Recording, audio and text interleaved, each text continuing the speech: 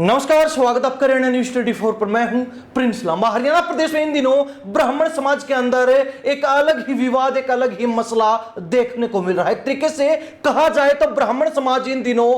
आपस में फूट पड़ने के चलते दो फाड़ होता हुआ नजर आ रहा है, क्योंकि इन दिनों नवीन जय हिंद जो अक्सर जनता के मुद्दे उठाते हैं, जिनको सड़क का सीएम कहा जाता है, और हर मसले पर, चाहे युवाओं की बात हो, चाहे महिलाओं की बात हो, चाहे बुजुर्गों की बात हो, या फिर कोई भी मुद्दा हो, जो अक्सर सरकार से भिड़ जाते हैं, अक्सर सरकार से पंगा मोल ले लेते हैं। अब पहरावर की जमीन को लेकर भी नवीन जय हिंद वर्सेज सरकार विवाद चल रहा है। सबसे पहले नवीन जय हिंद ने 3-4 रोज पहले पहरावर की धरती पर जिस जगह पर वो बुलडोजर लेकर पहुंचे थे, और उनका कहना है कि फरसे के दम पर हमने हमारी ये बेशकीमती जमीन आजाद करवाई है, छुड़वाई है, जिसको अब पहरावर धाम के नाम से पहचान मिलनी चाहिए, और यहां पर भगवान परशुराम से संबंधित हर जो है संस्थान का निर्माण होना चाहिए। लेकिन दूसरी तरफ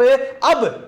सरकार भी इसी जगह पर, इसी धरती पर बड़ी रैली करने जा रही है, वो भी भगवान परशुराम की जयंती के नाम पर। लेकिन उससे पहले ब्राह्मण समाज की तरफ से एक मांगों का पूरा बड़ा लिफाफा सोशल मीडिया पर और हरियाणा प्रदेश पर चर्चा का विषय बना है। इन मांगों ने जहां एक तरफ सरकार के कान खड़े कर दिए, तो दूसरी तरफ सरकार के मंत्रियों से लेकर मुख्यमंत्री तक के पसीने छुड़ा दिए हैं कि रैली से पहले ही ब्राह्मण समाज के द्वारा, सर्व समाज के द्वारा मांगों का एक पिटारा खोल दिया है, जिस पर अब अगर घोषणा नहीं हुई तो उसके बाद बीजेपी फंस सकती है, घिर सकती है। जो भाजपा पार्टी भगवान परशुराम की जयंती के नाम पर रोहतक, जिसको हुड्डा का गढ़ माना जाता है, वहां अपनी एक बड़ी और सफल रैली करना चाहती है, वही भाजपा अगर इन मांगों पर ध्यान नहीं देगी तो वो घिर सकती है, वो फंस सकती है। और सरकार के वो मंत्री जो ब्राह्मण समाज से संबंध रखते हैं और सरकार में इस समय मंत्रालय संभाल रहे हैं, मंत्री बने बैठे हैं, उनको भी मुसीबतों का सामना करना पड़ सकता है, क्योंकि ब्राह्मण समाज के लोग भी इन दिनों उनके खिलाफ नजर आ रहे हैं। खैर, मांगों का जो पिटारा है उसको खोलते हुए आपको बारी बारी बताते हैं कि कौन सी वो मांगे हैं जिन पर सबसे ज्यादा जोर दिया गया है, और अगर इन पर काम नहीं होता है तो सरकार को ब्राह्मण समाज के गुस्से का सामना करना पड़ सकता है। सबसे पहले बता दें आपको कि भगवान परशुराम के फरसे को कानूनी मान्यता दी जाए और फरसे के लाइसेंस बनाए जाए, यह मांग रखी गई है। दूसरी मांग की बात करें, गौड़ संस्था के चुनाव करवाए जाएं, नई सदस्यताएं खोली जाएं, और दूसरे संस्थानों की तरह ही गौड़ संस्था को भी सरकार की तरफ से ग्रांट दी जाए। तीसरी मांग है कि पहरावर की जमीन पर जहां मुख्यमंत्री खुद इस जयंती नामक रैली को संबोधित करने के लिए पहुंच रहे हैं, उसी जमीन पर, उसी पहरावर की धरती पर 121 फुट ऊंची भगवान परशुराम की मूर्ति की स्थापना की जाए। चौथी मांग की बात करें तो पहरावर गांव में भगवान परशुराम के नाम से ही संस्थान खोले जाएं और पहरावर की जमीन को धाम घोषित किया जाए। पांचवी मांग की अगर बात करें तो पहरावर गांव के पानी, सीवरेज संबंधित व अन्य समस्याओं को दूर किया जाए। हरियाणा के किसी एक जिले में भगवान परशुराम म्यूजियम पार्क बने। इसके अलावा अगली मांग अगर बात की जाए तो वो है भगवान परशुराम जन्मोत्सव पर संपूर्ण हिंदुस्तान में राष्ट्रीय अवकाश घोषित किया जाए। इसके अलावा सर्व समाज ने एक और बड़ी मांग ये रखी है कि केंद्रीय मंत्री जो फिलहाल है मनोहर लाल खट्टर, पूर्व में जब वो हरियाणा प्रदेश के मुख्यमंत्री थे तो उनके द्वारा दिसंबर 2022 में भगवान परशुराम महाकुंभ करनाल में पुजारी पुरोहित कल्याण बोर्ड बनाने की घोषणा की गई थी, तो उस दिशा में भी कार्रवाई में तेजी लाते हुए पुजारी पुरोहित कल्याण बोर्ड का गठन सरकार द्वारा किया जाए। इसके अलावा अगली मांग युवाओं से संबंधित है। इसमें लिखा गया है कि ईडब्ल्यूएस के अंतर्गत आने वाले 36 बिरादरी के युवाओं को सीटी में भाग लेने के लिए उनको मिनिमम आयु में 5 वर्ष के अतिरिक्त छूट दी जाए, जिसमें गरीब परिवार के बच्चों को अधिक से अधिक संख्या में सीईटी में बैठने का मौका मिल सके, अवसर मिल सके। इसके अलावा नवीन जय हिंद की तरफ से जो मांग पत्र जारी किया है उसमें अगली मांग है कि कोऑपरेटिव डिपार्टमेंट द्वारा संचालित महिलाओं को स्वरोजगार संबंधित किसी भी स्कीम में एक स्कीम का नाम माता रेणुका के नाम पर किया जाए। माता रेणुका जो भगवान परशुराम की माता जी थी, उनके नाम पर एक स्कीम कोऑपरेटिव डिपार्टमेंट द्वारा चलाई जाए। इसके अलावा अगली मांग है कि हरियाणा के नूह में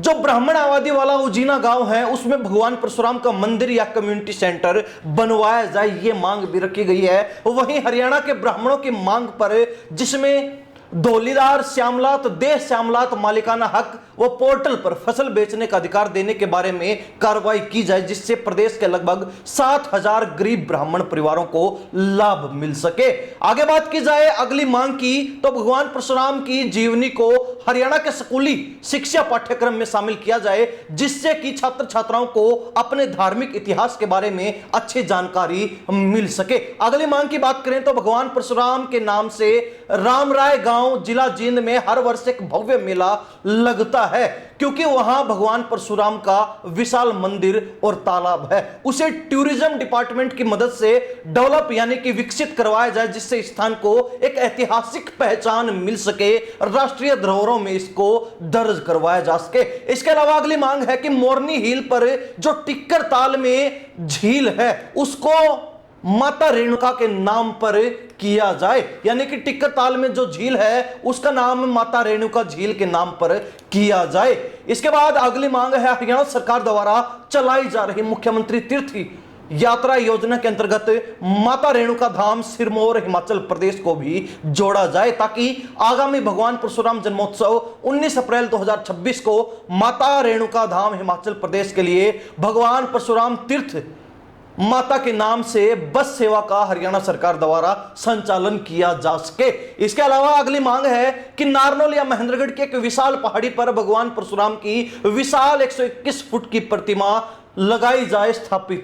की जाए। और वहीं अंतिम मांग है कि हरियाणा के किसी भी जिले में भगवान परशुराम के नाम पर किसी बड़े पार्क का नामकरण किया जाए। ये वो बड़ी और 17 मांगे हैं जिन्होंने सरकार को हिलाकर रख दिया है। भगवान परशुराम की जयंती राज्य स्तरीय कार्यक्रम जो रोहतक की पहरावर की धरती पर बीजेपी करने जा रही है, और इसकी कमान जिन ब्राह्मण समाज से संबंधित मंत्रियों को दी गई है, उनके भी पसीने छूट रहे हैं कि रैली से ठीक एक दिन पहले ब्राह्मण समाज ने जो मांगे रख दी हैं, वो कहीं ना कहीं सरकार को हिलाने वाली हैं, सरकार के होश उड़ा दिए हैं, सरकार के पसीने छुड़ा दिए हैं। अब ब्राह्मण समाज टकटकी लगाए बैठा है कि बीजेपी इस रैली के बाद कितनी मांगों पर खरा उतरती है, और ब्राह्मण समाज के जो मंत्री लोग हैं, जो नेतागण हैं, उनमें कितना मादा है, कितना दम है, और वो अपने समाज से संबंधित भगवान परशुराम से संबंधित जिनके नाम पर,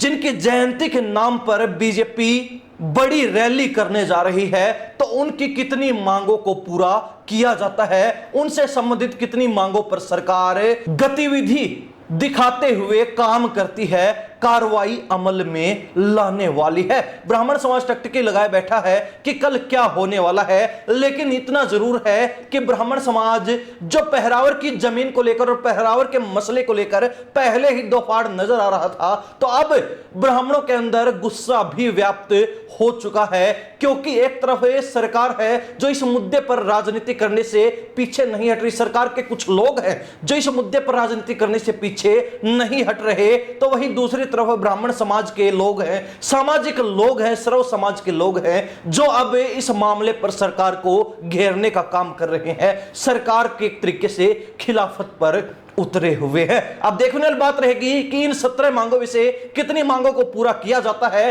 क्योंकि एक बड़ा पिटारा सरकार के सामने ठीक भगवान परशुराम जयंती के नाम से जो रैली की जा रही है रोहतक के पहरावर में, उससे पहले ही खोल दिया गया है। सरकार के सामने पिटारा खुला तो सरकार की भी अब आंखें चुंधिया गई हैं। तो देखने वाली बात रहेगी कि हरियाणा के प्रदेश भर से ब्राह्मण समाज से संबंधित तमाम नेतागण, तमाम मंत्री, तमाम सरकार के लोग इस रैली में पहुंच रहे हैं, जयंती मनाने के लिए पहुंच रहे हैं, तो वो अपने समाज से और भगवान परशुराम से संबंधित कितनी मांगों पर मुख्यमंत्री की मुहर लगवा पाएंगे, ठप्पा लगवा पाएंगे, ये एक बड़ा सवाल बना हुआ है जिसका जवाब कल मिलेगा। खैर, हरियाणा प्रदेश की जनता, ब्राह्मण समाज के लोग इस मसले को लेकर क्या राय रखते हैं, कमेंट के माध्यम से जरूर लिख दीजिए। इन्हीं सब बातों के साथ मैं प्रिंस लांबा, हरियाणा न्यूज़ 24। नमस्कार, जय हिंद।